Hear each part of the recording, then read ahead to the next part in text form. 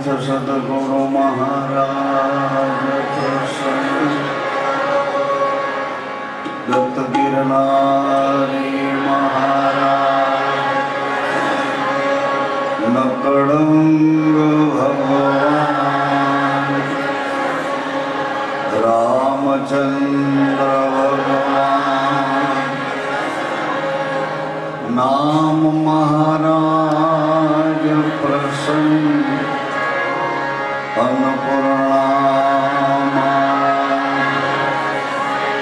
सरस्वती माता प्रसन्न रहो भगवती गायत्री माता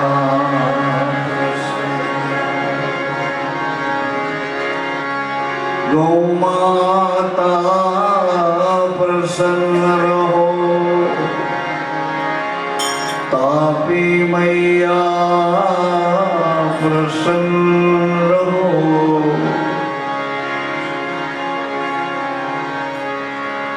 गिबिलाल बापा सर्वेख भगवान प्रसन्न रहो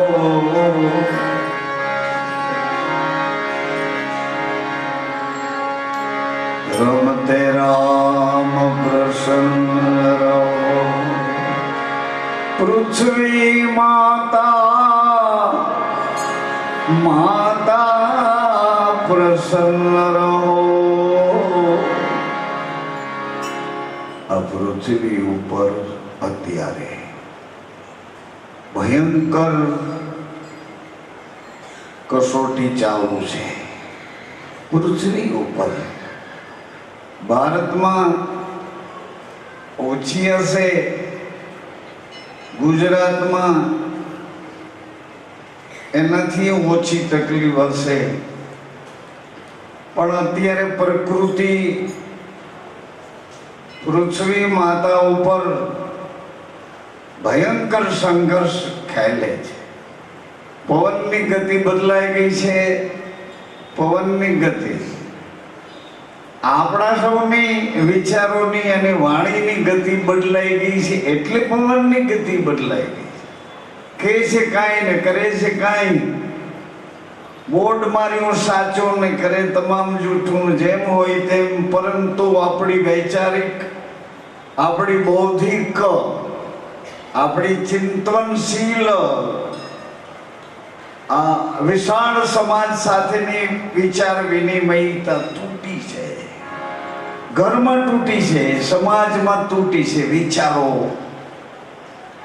विचारो कुविचारो थता जाए विचारो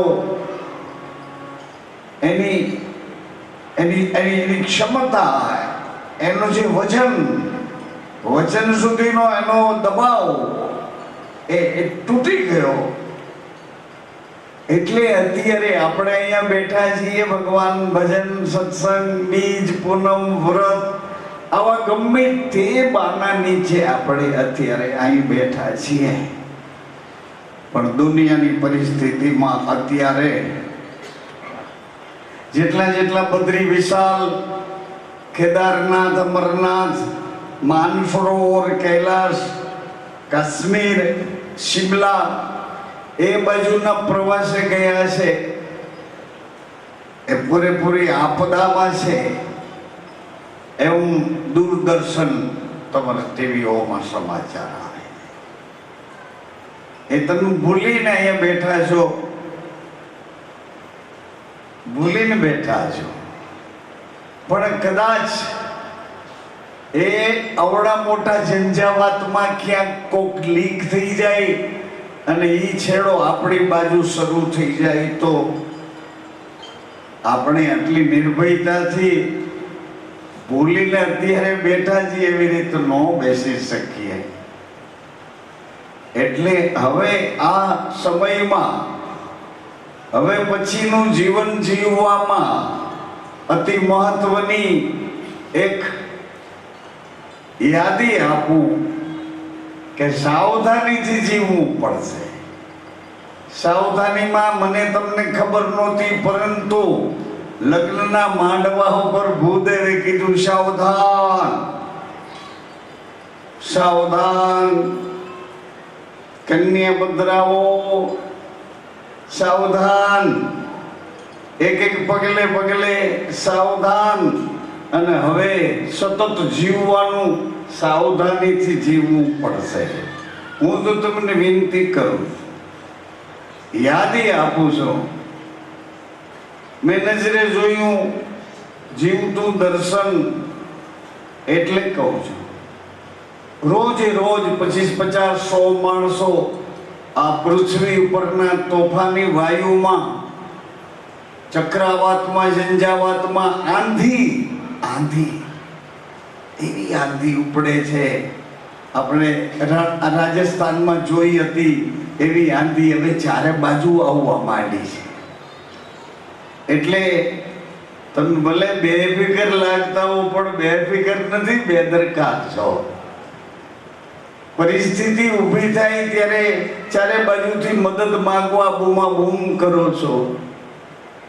બેફિકર ન કહેવાય.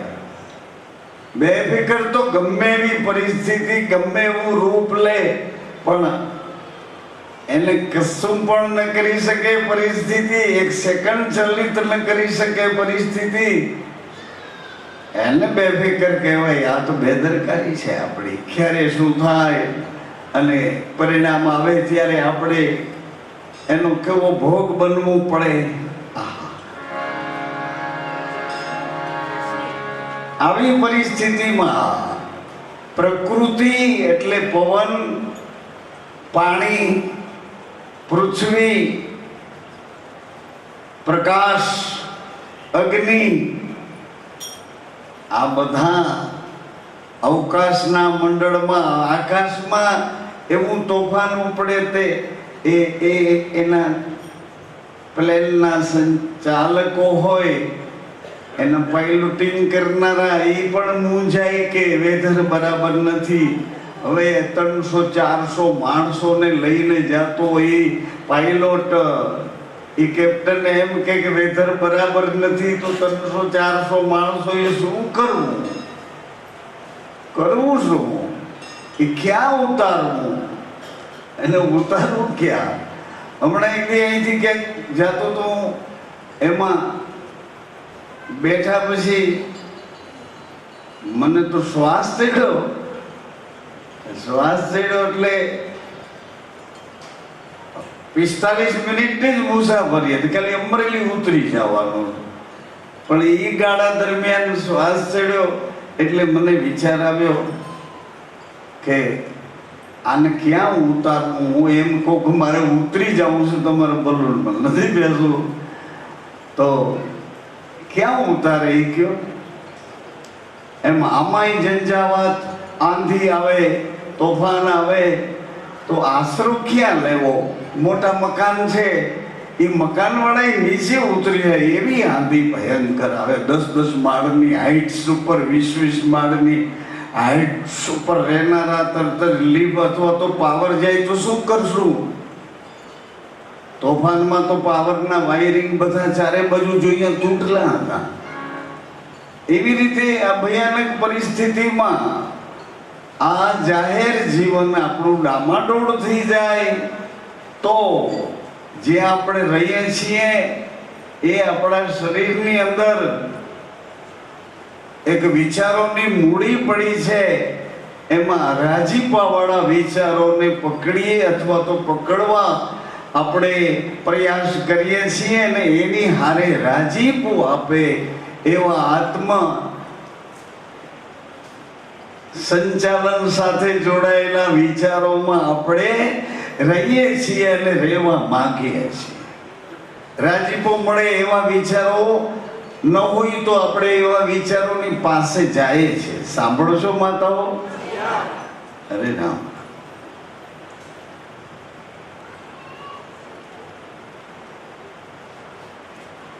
હમણાં ગભરાવો નહીં. આ તો વાત કરું છું કે આવું અત્યારે ચાલુ છે.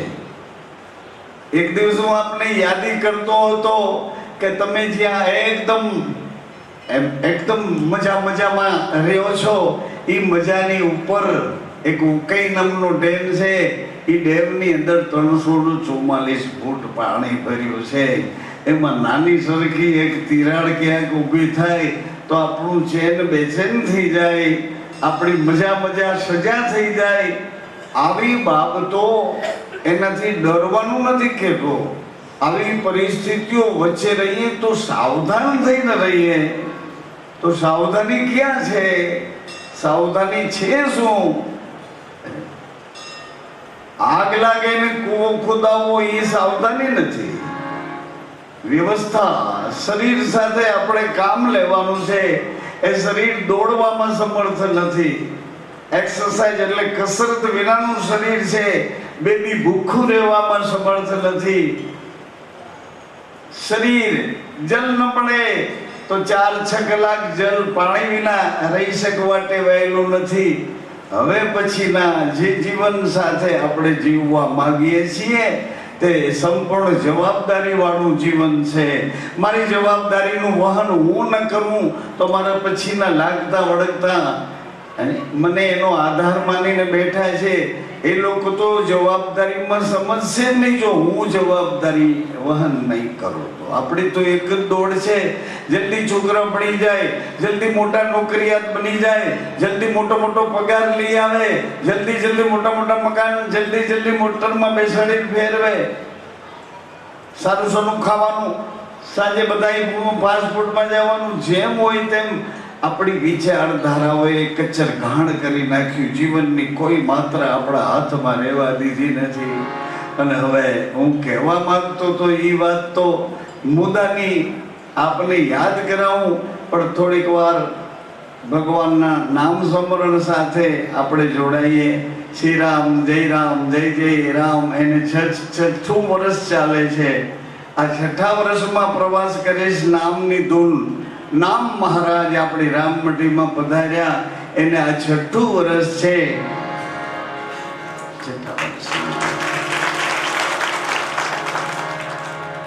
તો નામનું દોરડું એવું છે કે એ દોરડું પકડી લીધા પછી આ શરીર સાથેના સંબંધો આપણને એ દોરડું મુક્ત કરાવી દે છે. આત્મા સાથેના, પરમાત્મા સાથેના સંબંધોને એ દોરડું જોડી દે છે.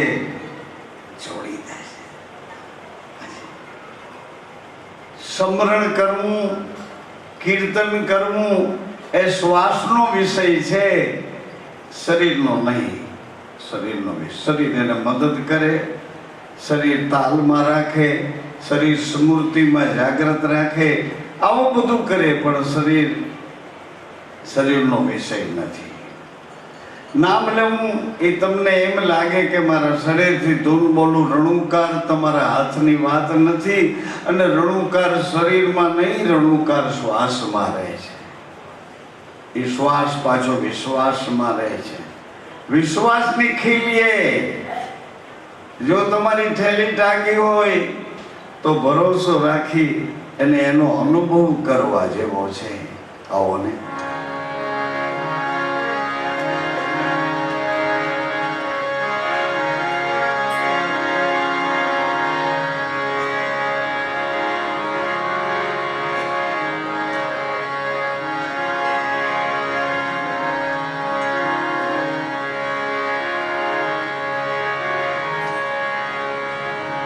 દેહ દેવળમાં વાલો પોતે વિરાજે.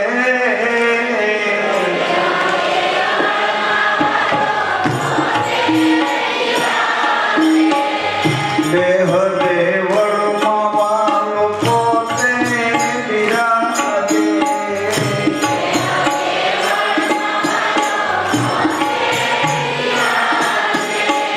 ક્યાં વિરાજે?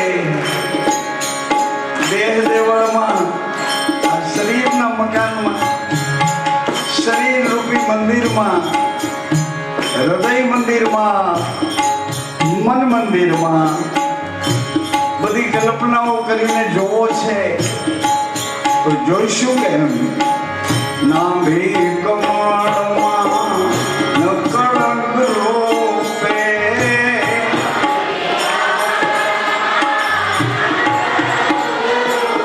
એ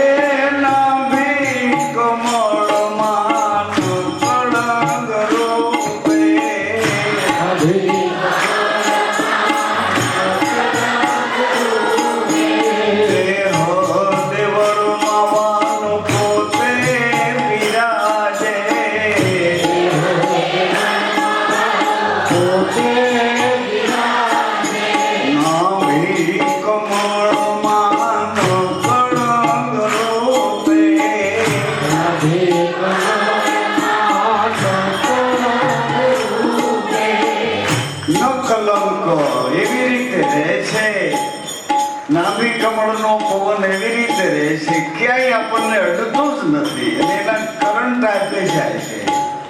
આંખને કરંટ આપે, કાનને કરંટ આપે, વાણીને કરંટ આપે, મન બુદ્ધિ ચિત્તને કરંટ આપે, ક્યાંય અડે નહીં, આપણને સ્પર્શે નહીં. નવી કમળમાં નકળ રોપે,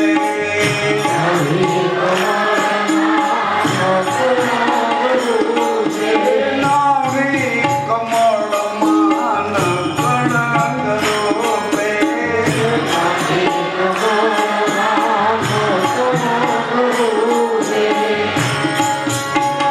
ચૌદશીએ રોરણુકા બોલે બહુ નામ છે.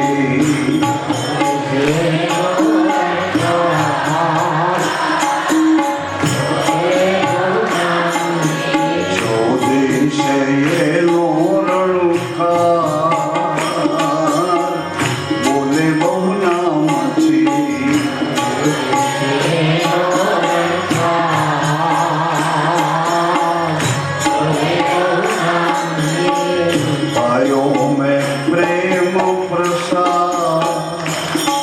પ્રસાદ મારા ગુરુજીના હાથથી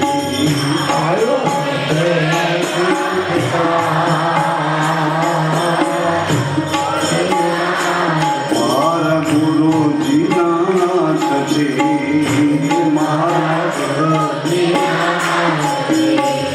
આવ્યો અમીનો ઓડકા એના પ્રતાપથી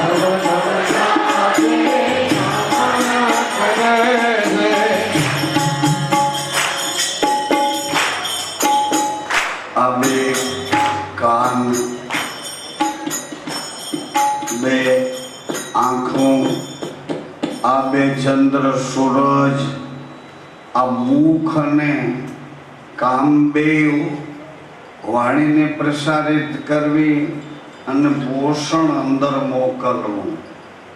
શ્વાસ નળી અન્નળી બેવને સંભાળપૂર્વક સાચવવી. આ નવે નવ બે મળમૂત્રના દ્વાર ને બેવના કામ નવે નવ દરવાજે બેવના કામ બે છે. જી હા, 9 દરવાજેથી નમન કરે છે, 10મે દ્વારે પાછા એના આંખોમાંથી નૂર જરે છે. સાંભળો ને માતાઓ, ભાઈઓ, અરે વાહ, 30% ભાગ લે છે, 70% બીકમાં વયા ગયા છે. ભે લાગી હોય, અરે હકીકત છે, એમાં ભે ન લાગે કે લાગે એ તો તમારી ગુરુગમ ઉપર આધાર છે. હે, ગુરુગમ તમારી કેવડી છે એ તમને ક્યારે મદદ કરે એના ઉપર આધાર. ભાઈઓ, બહેનો, માતાઓ, હૃદયપૂર્વક આજે હું તમને અહંકારથી કાલાવાલા કરું છું. અહંકારથી એટલા માટે કે મારે તમારી હારે વાત કરવી હોય તો મારા હુંકારને પકડવો પડે તો જ, નકર હું સમજુ છું એમ તમે સમજો છો. મને એકને સમજણનો ઈજારો છે અને તમારા સુધી સમજણ નથી પહોંચતી એવો મારો કોઈ દાવો જ નથી. મને જે સમજાય છે એ જ પવનમાંથી, એ જ પ્રાણમાંથી તમને સમજાય છે. ફરક માત્ર એટલો કે તમારી પ્રકૃતિ રજોગુણ વાળી હોય તો રજોગુણ વાળું સમજો, તમોગુણ વાળી પ્રકૃતિ હોય તો તમોગુણ વાળું સમજો. સંગ કુસંગ આ બે તમારી ઉપર અવલંબે છે. સત્વગુણ વાળી પ્રકૃતિ તમારી હોય તો સત્વગુણ વાળું સમજો.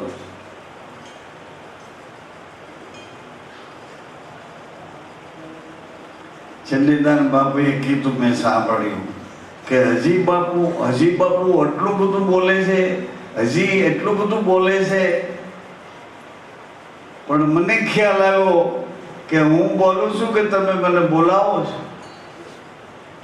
અમારો પ્રશ્ન છે, હું બોલું છું કે તમે મને બોલાવો છો. તમે એક એવા દ્વારે ભેળા થયા છો જે વિશ્વાસનો દ્વાર માન્યો છે, જે થંભમાંથી નરસંગ રૂપે ભગવાન પ્રહલાદની પત રાખવા માટે પ્રગટ થયા. વિચિત્ર રૂપ લઈ નરસિંહ, આવું વિચિત્ર રૂપ લઈ અને નોર વધારી જે કઈ ઘટનાઓ પાછળ એના ઇતિહાસો પડ્યા છે, સોનાના અક્ષરે લખેલા, એમ વિશ્વાસ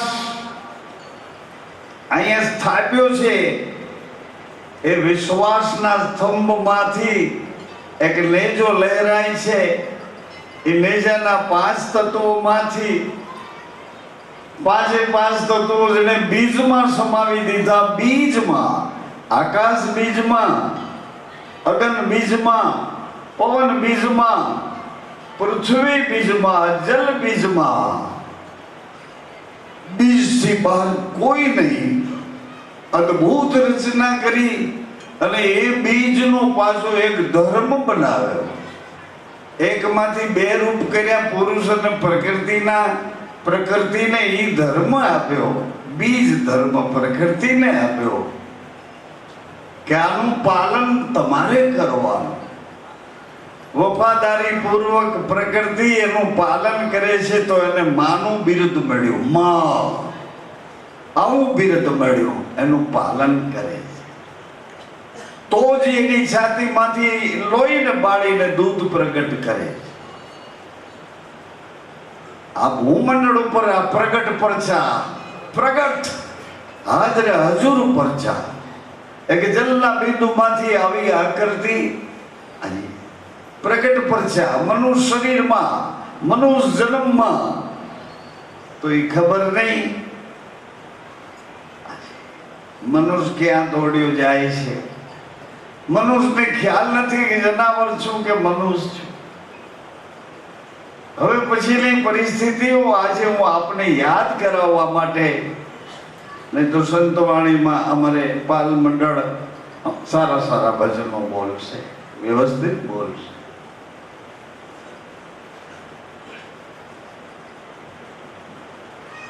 પરિસ્થિતિ આપને યાદ કરાવવા માટે બોલું છું. અને એ પરિસ્થિતિ એ છે કે હવે મનુષ્ય જીવનને સાચવવું એ આપણી પરીક્ષા છે. ભાઈઓ, યુવાનો, વિદ્યાર્થીઓ, દીકરા દીકરીઓ, ગ્રસ્તીઓ, ગુરુ ભાઈઓ, પરિવારના ભાઈઓ બહેનો, હવે પછીનું મનુષ્યનું જીવન એને સાચવવું એ આપણી ભયંકર કસોટી છે.